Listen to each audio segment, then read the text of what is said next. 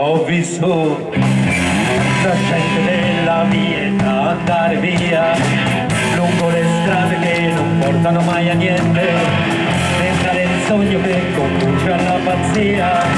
nella ricerca di un qualcosa che non trovano nel mondo che hanno già, lungo le notti che dal vino sono bagnate, dentro alle stanze da pastiglie trasformate,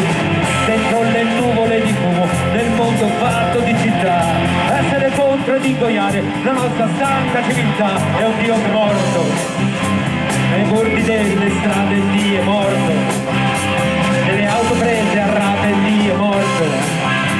nei miti dell'estate Dio è morto. Mi han detto che questa mia generazione più non crede in ciò che questo mascherato con la fede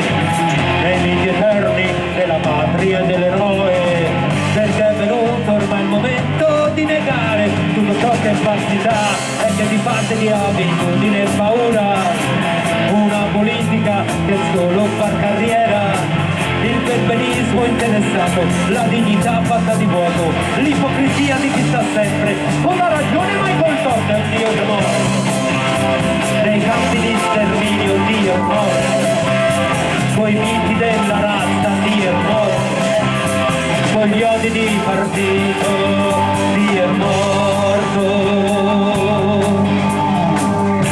Ma penso che questa mia generazione è preparata a un mondo nuovo, a una speranza appena nata, ad un futuro che ha in mano, a una rivolta senza armi, perché noi tutti ormai sappiamo che se Dio muore 3 giorni e poi risorge, in ciò che noi crediamo di risorto, in ciò che noi vogliamo di risorto, nel mondo che faremo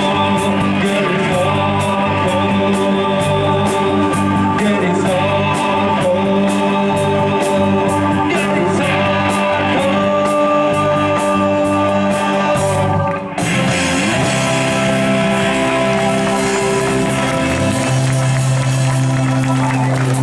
Al basso il nuovo nonno Valerio Inchiesti.